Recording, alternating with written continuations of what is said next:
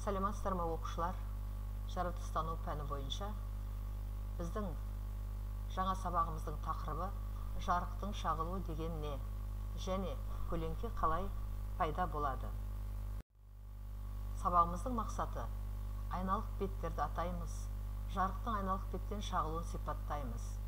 Жарықтың айналық тегіс беттерден шағылуын адам қалай пайдаланатынын түсіндіреміз. Және көлеңкенің пайда болу себебін түсіндіреді, экспериментті жоспарлайды, жүргізеді. Жалпы жарық дегеніміз не? Жалпы жарық дегеніміз көрінетін сәуле шығару. Жарық көздері бұл жарық шығаратын денелер.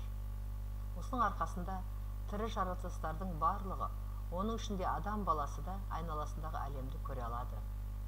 Жарықтың өзі көзге көрінбейді, алайда өзі басқа заттардың барлығына көруіне себепші болады. Ол түзу сызық бойымен қозғалады.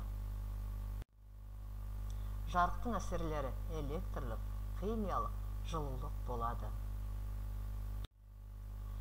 Жарықтың шағылуы дегеніміз не?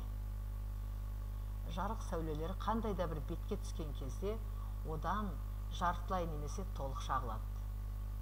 Кез келген дененің бетіне жарық түсірсе, оның бір бөлігі ол беттен шағылады да кеңістікте тарайды.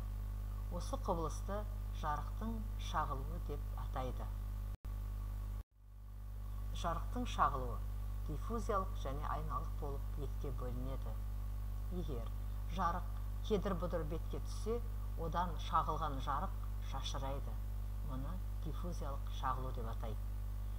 Ал егер жарық мұқият тегістелген немесе айналық бетке түссе, одан шағылған жарық шоғы параллель шоқ түрінде шашырайды. Мұны айналық шағылу деп атайды. Енді балалар, көлеңке дегеніміз не? Кеңістіктің мөлдір емес нәрсенің артындағы жарық түспейтін бөлігін көлеңке дейді. Экранға түсіп тұрған жарық шоғының жолына бір кішкене мөлдір емес шар қояйық. Кеңістікте шардың артында конус тәрізді көлеңке, ал экранда дөңгелек түріндегі көлеңке пайда болады.